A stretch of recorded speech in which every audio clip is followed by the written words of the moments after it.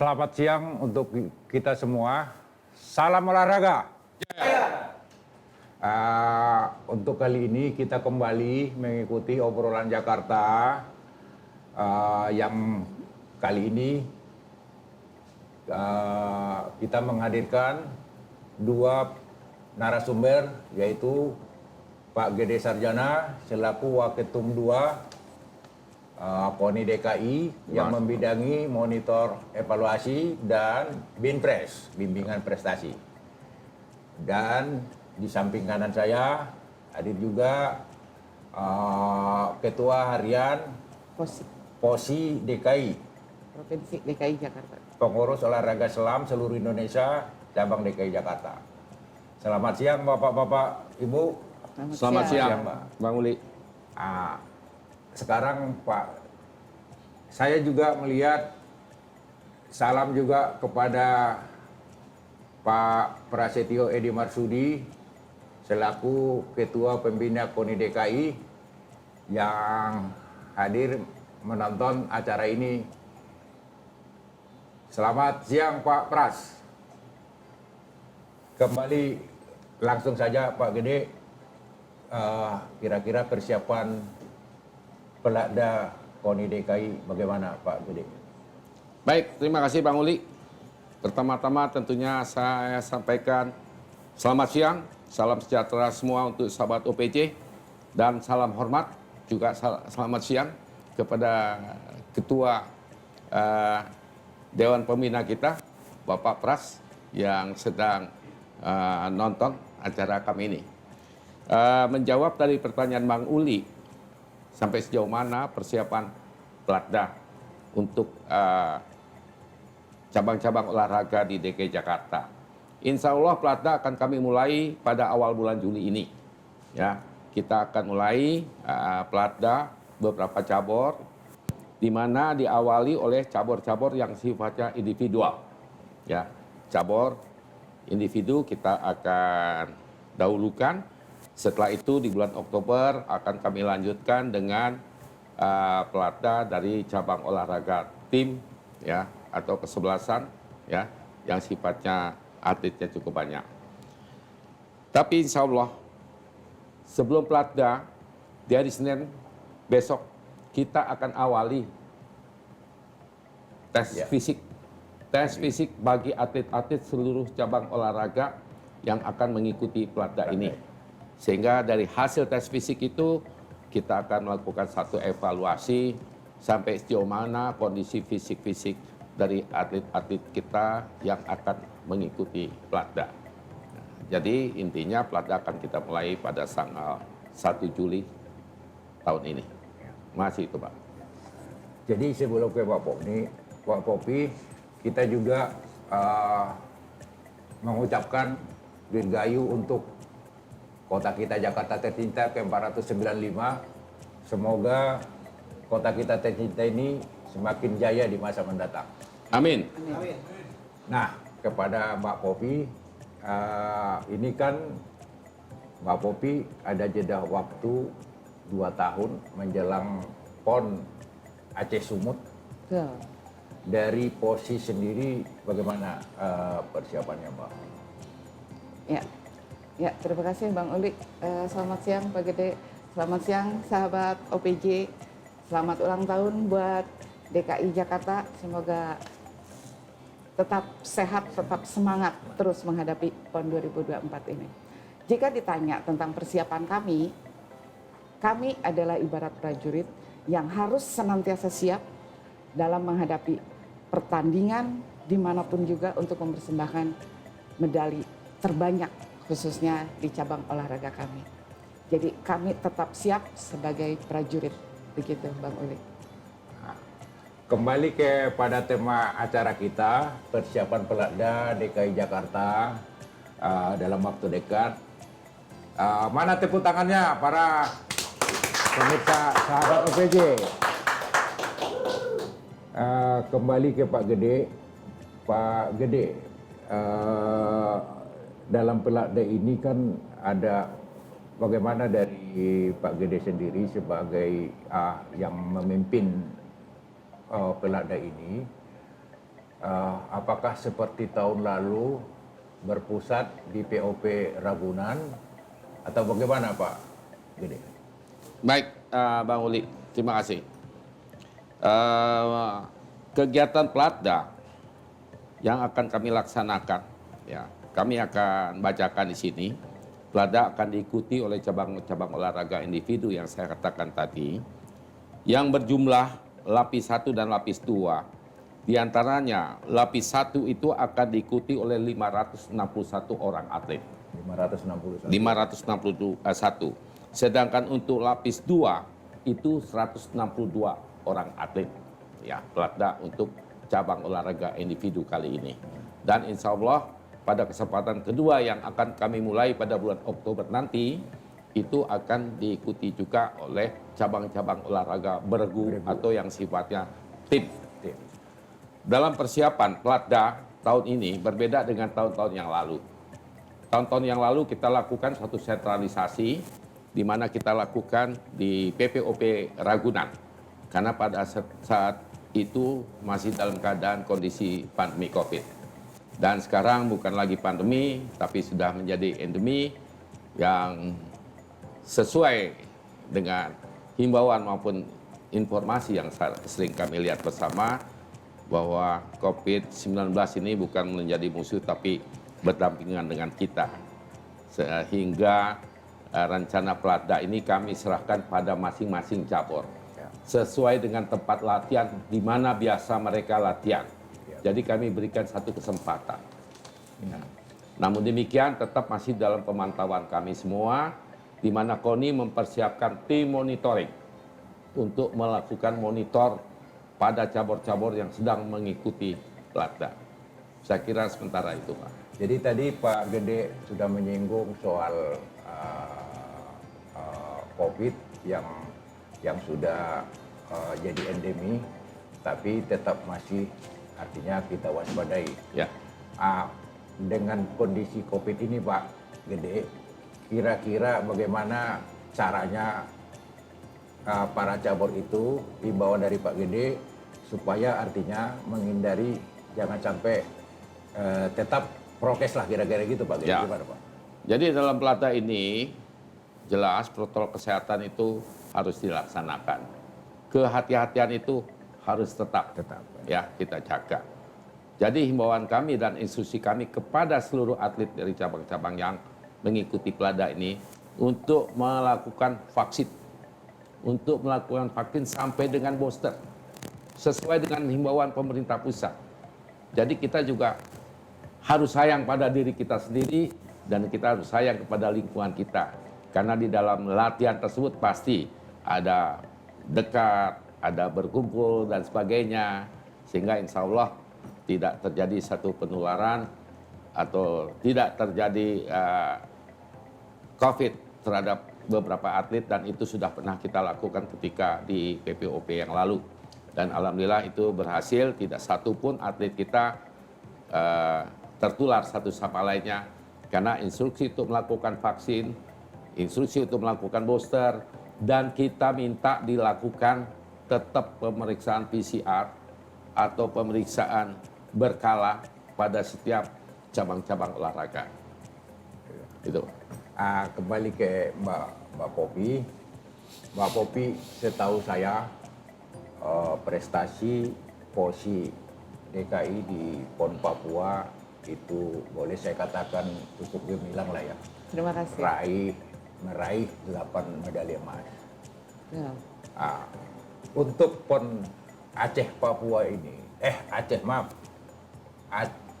Sumut ini, 2024. kira-kira bagaimana persiapan dari POSI DKI Mbak Popi? Ini adalah kali kedua ya kita akan menghadapi PON 2024. Kebetulan kami ditempatkan di Aceh, di nomor kolam dan nomor laut ada di Aceh. Kalau ditanya tentang persiapan, sebelum tim Platda dibentuk, kami tetap giat berlatih. Jadi harapan kami untuk menunjang kegiatan setahun sebelumnya nanti ada BK ya, babak kualifikasi PON, tempatnya di Aceh juga. Kita akan bangun dengan 5 pilar. Misalnya, yang ini mungkin untuk semua cabang olahraga sama ya dengan kami. Yang pertama adalah planning, lalu perencanaan. Setelah itu kita bentuk dari SDM-nya. SDM itu misalnya dari atlet, pelatih, pengurus, orang tua atlet, termasuk pihak yang mendukung kami. Misalnya KONI, Dispora, mungkin dari teman-teman sahabat OPJ juga ikut memberikan support. Lalu yang ketiga adalah strategi. Yang keempat adalah manajemen, dan yang kelima yang kalah.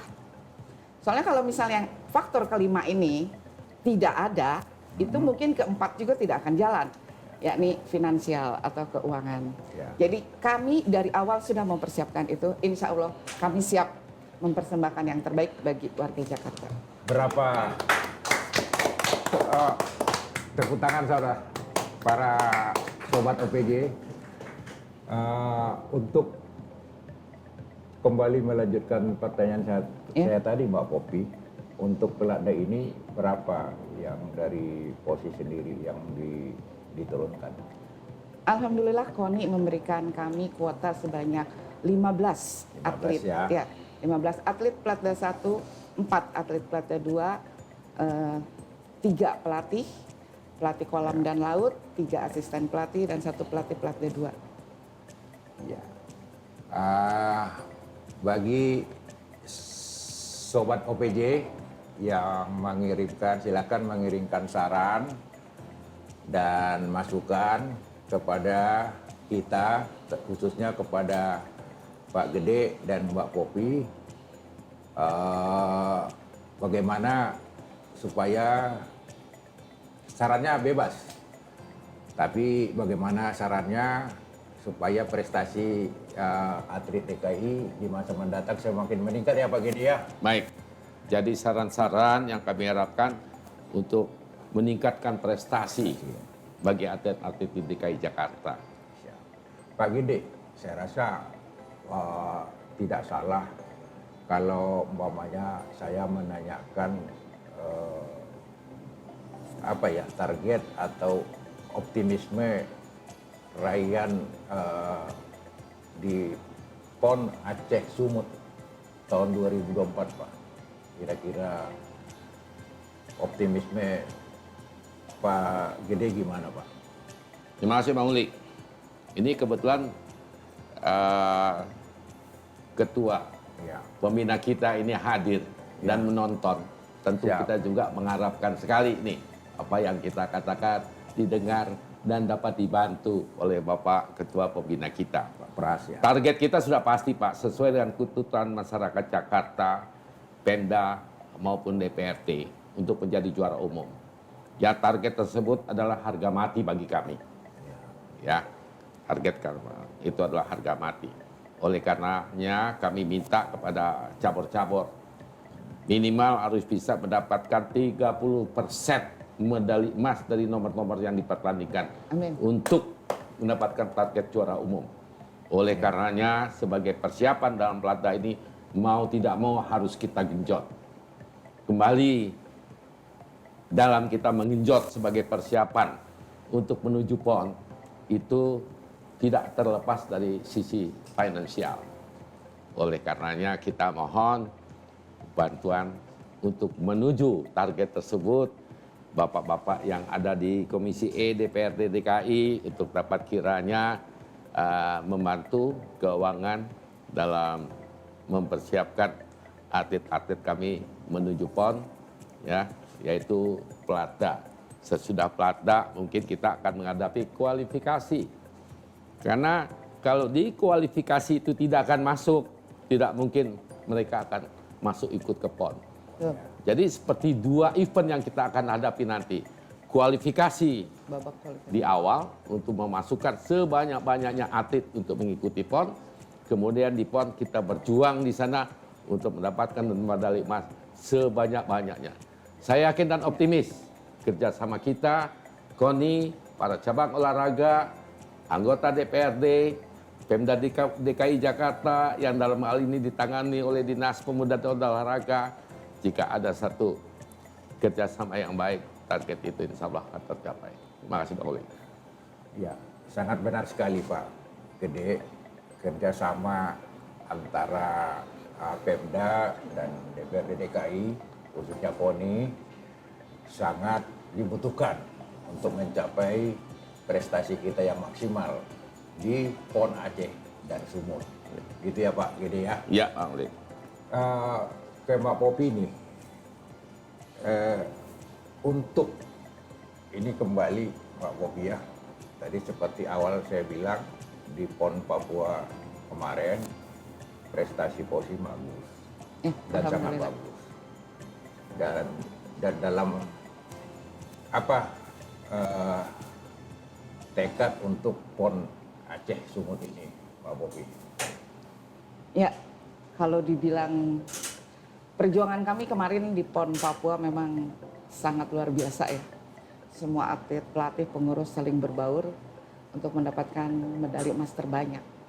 Jika ditanya kesiapan kami menghadapi 2024, terutama tadi yang seperti Pak Gede sampaikan, kita mengambil kuota nomor pertandingan dulu di BK ya, babak kualifikasi. Kami optimis lebih dari sebelumnya. Oh, Karena kali ini alhamdulillah Platda kami sudah ada yang memecahkan new record ya. New record di tingkat Asia. Lalu beberapa atlet kami yang kemarin mendapatkan medali terbanyak di PON masih bergabung dengan kami, alhamdulillah dan terima kasih. Dan ditambah dengan kebetulan banyak kesatuan dari, jadi adik-adik kita yang dari Angkatan Laut ikut bergabung dengan kami untuk di nomor OBA atau orientasi bawah air. Jadi kami merasa lebih optimis ya di tahun 2023 dan 24 ini, 23 babak kualifikasi, 2024-nya pelaksanaan PON-nya. Jadi kami lebih optimis, kami akan mempersembahkan lebih banyak medali daripada PON Papua kemarin. Amin. Kalau saya melihat nih Mbak Popi, bisa diceritakan nggak ke pemirsa kita sebelum saya nanti membacakan komentar-komentar dari penonton dimanapun berada, pengalaman menyelamnya Mbak Popi ini kalau saya melihat sih dari wajah udah sangat luar biasa ini saya. Kira-kira gimana Mbak? Sebenarnya kalau dibilang saya sebagai diver ya atau penyelam, sebenarnya masih terlalu dangkal ya kalau saya disebut penyelam yang jago gitu ya.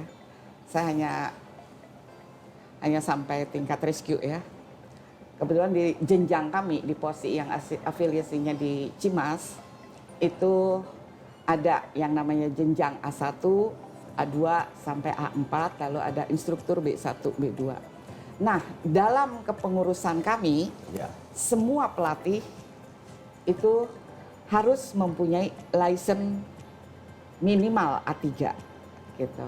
Itu makanya kami sering dihadapkan pada nomor kolam dan nomor laut.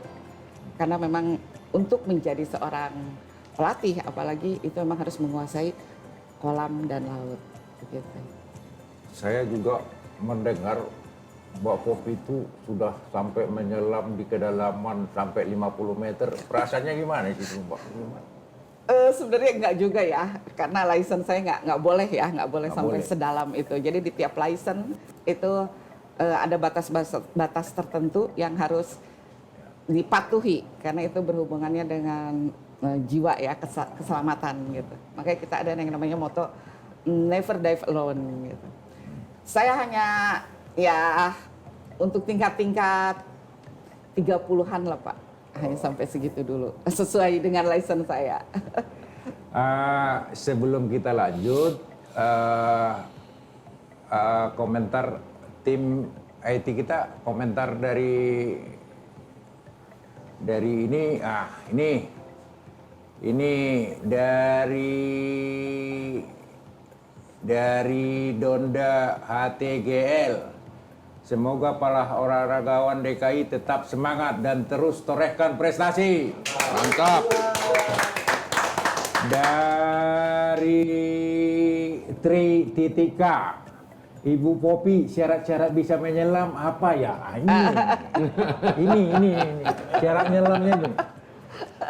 Gimana Pak, Mbak Popi? Syarat-syarat menyelam itu gimana? Syarat-syarat menyelam sebenarnya sama aja ya. Yang penting pertama kita harus sadar bahwa kekuatan alam itu jangan pernah diremehkan. Karena di laut kita beda ya, berhadapan dengan kolam yang situasinya memang sudah terbaca sebelumnya. Tapi kalau di laut kita memang tidak bisa seperti itu gitu. Jadi yang pertama mungkin kita harus sadar dulu bahwa kekuatan alam ini sangatlah besar gitu. Jadi bisa syarat pertama itu menghubungi dari instruktur kami, biasanya instruktur B1. Di antaranya berbadan sehat, lalu sedikitnya berenang lah. Nggak usah berenang menjadi atlet prestasi, nggak usah. Karena nanti kalau di selam itu kan harus tenggelam, bukannya mengambang, bukannya berenang ya. Ya, lalu tidak mempunyai riwayat jantung. Nanti kalau misalnya lebih lengkapnya bisa langsung hubungi saya gitu. Oke, begitu. Dan saya yakin ini atlet saya, orang tua atlet atau instruktur saya yang dari DKI Jakarta juga menonton ini. Pasti lebih jawabannya lebih lengkap dari mereka. Saya lanjut ya, saya lanjut. Ini komentar dari saran dari sobat OPJ. Ini Muhammad Yusuf 26.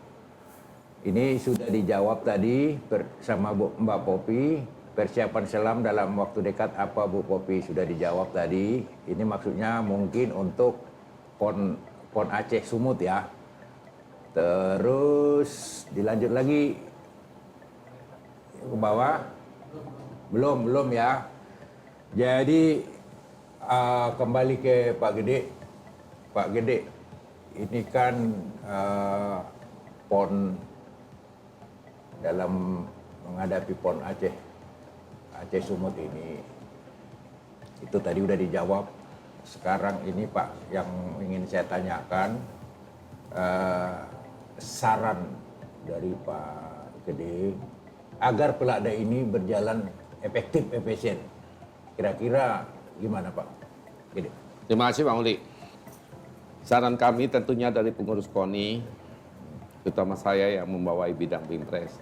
Pertama tentunya tolong kepada bapak-bapak di DPRD, terutama dalam Komisi E, untuk dapat kiranya membantu dalam anggaran APBD ini maupun APBDP, ya, guna membiayai proses berjalannya Pelakda agar seluruh cabang olahraga bisa melaksanakan persiapan PON itu semaksimal mungkin. Pertama itu. Kedua juga bantuan kami yang kami mohonkan kepada Kepala Dinas Pemuda dan Olahraga untuk tentunya dapat membantu kami meminjamkan gor-gor yang ada di DKI Jakarta sebagai salah satu sarana untuk latihan para atlet-atlet kita sesuai dengan cabang olahraganya. Ketiga, juga tentunya kami mohon satu semangat dan keseriusan dari seluruh pengurus maupun pelatih cabang-cabang olahraga untuk mempersiapkan atlet-atletnya seoptimal mungkin untuk mencapai babak kualifikasi agar semua atlet-atletnya masuk di dalam kepesertaan PON Sumut maupun Aceh nanti. Saya kira itu yang paling penting di antaranya. Terima kasih Pak Uli. Artinya Pak Gede, optimisme itu tetap ya harus mulai dari sekarang, dari Pelakda sampai ke outputnya, termasuk bukan hanya PON kali Pak Gede ya. Pelakda ini kan untuk mempersiapkan untuk internasional juga ya. Justru sesuai dengan visi kami KONI, KONI. Bukan hanya melahirkan atlet-atlet berkaliber nasional, tapi kami ingin melahirkan atlet-atlet yang berkaliber dunia. Artinya kita ingin melahirkan atlet-atlet yang mempunyai prestasi di tingkat dunia. Saya kira itu. Ya seperti visinya Pak Ketum Pak Hidayat Umaid ya. KONI DKI menuju pentas dunia. Iya, menuju tepuk pentas tangan dunia. untuk tim IT. Masih ada pertanyaan lagi? Belum ya. Belum. Jadi yang tadi itu yang namanya Donda itu saya kenal itu Belum. Saya rasa masih istri saya itu, Pak. Ya, yang Artinya istri Bang Uli juga harus betul-betul mendukung. memantau, ya nggak? Memantau, iya. Prestasi atlet-atlet kita di Jakarta. Iya, Pak. Terima kasih Bang Uli. Iya. Sampaikan salam hormat kami kepada keluarga Yang di Dodo rumah. Tagalung tadi. Baik, iya, gitu. ya. Jadi sebelum masih menunggu pertanyaan dari tim sobat OPJ, kita kembali ke Mbak Popi. Mbak Popi, ini kan Pelakda ini boleh dikatakan artinya memerlukan, tadi seperti Pak Gede bilang kan, perlu dana, perlu ini. Terus untuk penyelam-penyelam yang bakal ikut Pelakda ini memang sudah disampaikan itu ya, Mbak Popi ya. Artinya persiapan-persiapan yang harus disiapkan mereka gitu. Ya, jadi sebelum saya memutuskan siapa menjadi pelatih, Ya. siapa menjadi asisten pelatih, Ya, itu dia. atau siapa menjadi atlet Pelatda 1 dan 2, itu saya kumpulkan semua, baik itu pengurus ataupun pelatih ya. Jadi saya sudah mempunyai kriteria sendiri. Ya. Jadi kalau misalnya mungkin ada sahabat-sahabat OPJ yang sudah tahu atau yang belum tahu, saya sebutkan kembali, selam untuk di prestasi ini biasa disebutnya namanya selam prestasi. Ada juga yang namanya selam rekreasi. Untuk di PON ini biasanya kita mempertandingkan yaitu selam kolam. Ya. Yang biasanya nomor kolam itu kan, nomor kolam ada 2 kategori ya, nomor bifin dan monofin. Jadi kebetulan kemarin di hasil Rakernas itu ada nomor yang ditambahkan. Yang tadinya hanya 3 nomor bifin menjadi nomor 4 bifin. Lalu ada nomor monofin yang biasa disebut surface. Lalu ada yang namanya nomor laut. Nomor laut itu fin swimming laut, mungkin kalau di renang biasa disebut OWS ya. Tapi kalau kita namanya fin swimming laut, itu jaraknya 3.000 sampai 6.000 meter. Lalu ada lagi yang biasanya ini sangat dikuasai. Jadi kita tiap Pelakda ini udah menjadi langganan kami. Ya. Setiap nomor pertandingan OBA atau orientasi bawah air itu kami selalu menghadirkan atlet-atlet dari Angkatan Laut, lengkap dengan pelatihnya pun dari Angkatan Laut gitu. Jadi mungkin dari Angkatan Laut saya merasa berterima kasih karena ikut membela nama DKI Jakarta begitu. Oh, itu ya. Iya. Jadi kalau di PON itu bukan hanya nomor selam laut yang biasa disebut, ada yang selam rekreasi ya, nggak semua nomor pertandingan harus turun ke laut. Kita kemarin banyak ngambil nomor medali itu di selam kolam malah. Kolam Iya. ya. Jadi di selam kolam kita ngedapetin 5 medali emas ya. Nah, sisanya kita ngambil dari laut. 3 lagi dari laut. Iya.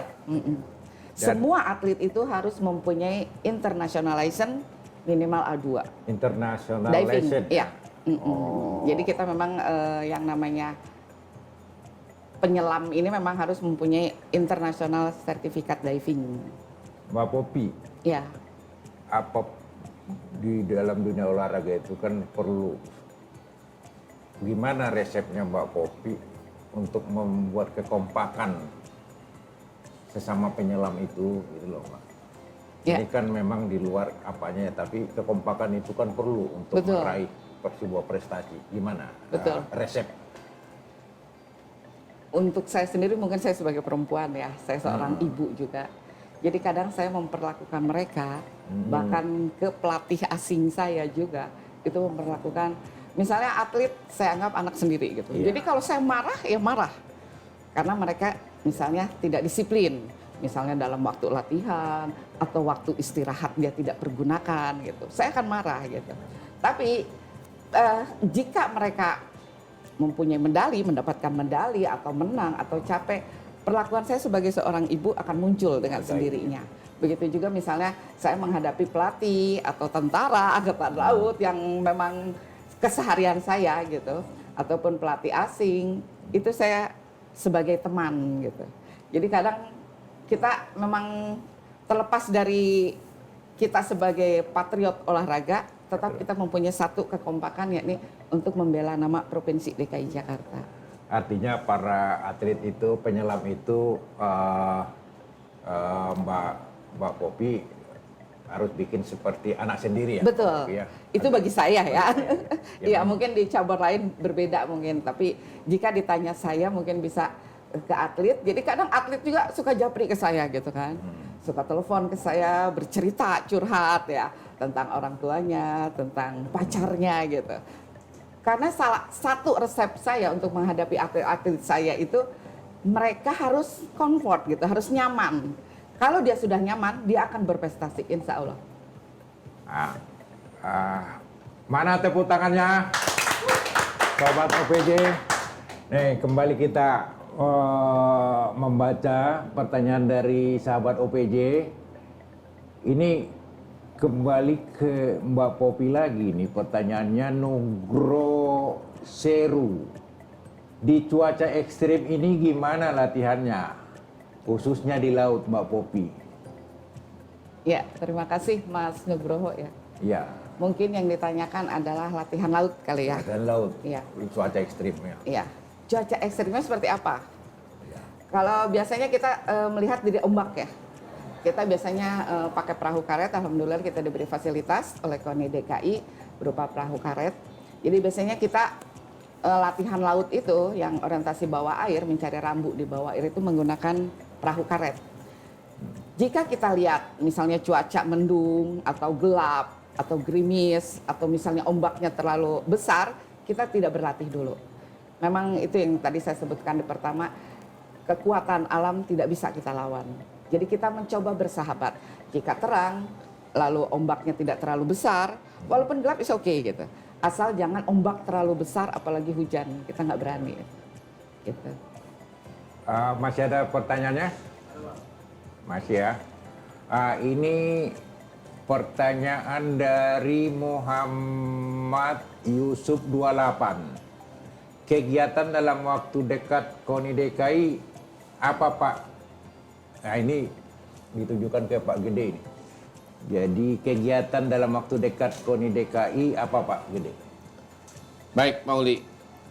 Kegiatan dalam waktu dekat ini, KONI fokus pada cabur-cabur yang sedang menghadapi Platda. Jadi kami akan melakukan monitoring kegiatan-kegiatan cabur yang akan melakukan Platda. Seperti saya katakan tadi, bahwa hari Senin besok kita akan mulai kegiatan yaitu seleksi fisik. Artinya dilakukan tes fisik terhadap atlet-atlet dari beberapa cabur yang kita bagi mungkin selama 7 hari.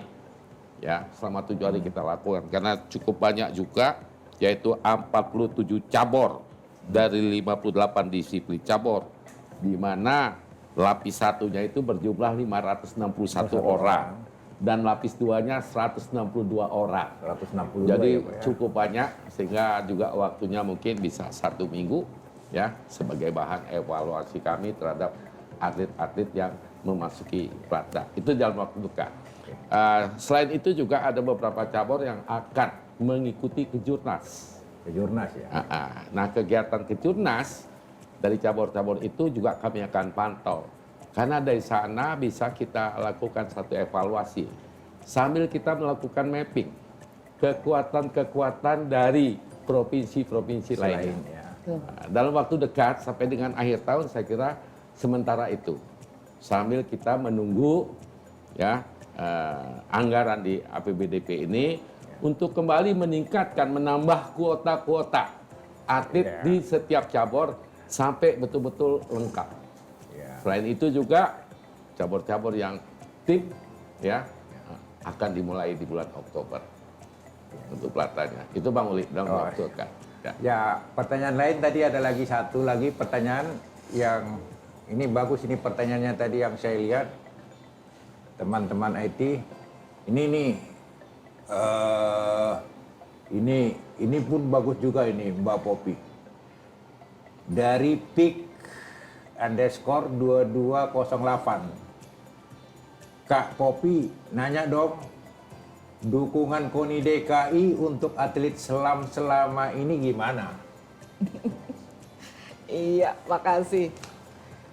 Kalau jujur nih, Ya. luar biasa banget.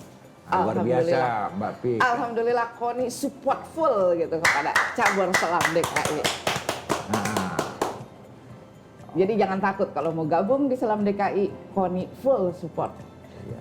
Mudah-mudahan didengar sama Pak Pras nih. Sebagai tambahan, Bang Uli, Ya. ya, Masih. menyambung daripada jawaban dari pengurus selam kita sudah mentargetkan bahwa 90% APBD yang diterima oleh KONI kita prioritaskan untuk pembinaan atlet-atlet DKI Jakarta. Jadi sobat OPJ sudah ditegaskan Pak Gede 90% anggaran untuk KONI DKI dipersembahkan untuk pembinaan atlet ya. Atlet DKI. Dan kami diperiksa oleh BPK Dan terhadap kebenarannya. dan BPK akan memeriksa. Dan Iya. kita siap ya Pak. Betul. Jadi ada lagi yang bertanya, tim belum ya?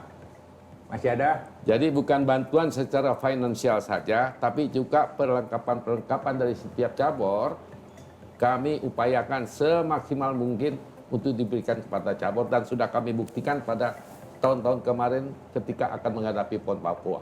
Ya. Jadi kita tibalah di penghujung sebelum mengakhiri acara OPJ kali ini. Pak Gede, kira-kira satu-satu ya, Pak Popi. Ya. Apa pesan Pak Gede untuk perkembangan prestasi atau apalah yang menurut Pak Gede, apa pesan dari Pak Gede lah? Ya, pesan-pesan kami dari KONI, pertama tentunya kita harus semangat dan optimis. Ya, Ya, sebagai atlet, ya, untuk menghadapi PON kita harus tetap semangat dan optimis. Karena itu modal utama kita sebagai atlet menuju sebuah prestasi terhormat. Dan kerjasama yang baik antara KONI, pengurus, DPRD, dan Pemda. Karena itu merupakan satu modal menuju ajang prestasi yang luar biasa nanti. kembali ke Mbak Popi. Mbak Popi kan prestasinya bagus nih. Mungkin bisa Alhamdulillah. ditularkan bukan hanya ke Posima. Apa pesannya untuk cabur-cabur lain agar ya berprestasi yang gemilang gitu? Sebenarnya kalau melihat dari PON 2016 lalu 2021 kemarin, simple aja sih ya saya kalau itu jangan, jadi kita setiap bertanding, setiap latihan saya selalu mewajibkan kepada atlet saya untuk meminta doa dulu kepada ibu ya, Ya. orang tua. Setelah itu harus nyaman, harus menikmati. Harus enjoy ya. Iya, jadi kalau itu semua udah dapat, insya Allah prestasi akan mengikuti. Kalau sudah kita asik, sudah kita merasa mencintai cabang olahraga kita, nomor pertandingan kita, spesialisasinya, itu semua akan gampang aja mengalir gitu. Mengalir ya. Iya, Amin. amin. Ya. Kita jadi sebelum diakhiri Pak Gede, terima kasih Pak Gede Sama-sama, Bang Uli. telah mengisi acara OPJ kali ini. Terima kasih Ya, Mbak Popi. sama-sama Bang Uli. Terima kasih ya Mbak Popi ya. Ya, Jadi sobat OPJ, bila sahabat OPJ ingin mengupdate prestasi atlet Jakarta, jangan lupa tonton Instagram KONI DKI Jakarta setiap Kamis jam 2 siang. Setiap Kamis jam 2 siang dengan acara yang berjudul Obrolan Prestasi Jakarta. Akhir kata, saya selaku host Nauli Basa Silitonga mengucapkan terima kasih untuk Pak Gede, terima kasih untuk Mbak Popi, terima Masalah. kasih untuk tim IT yang sangat bagus dalam mengacarakan agenda kita ini. Mantap.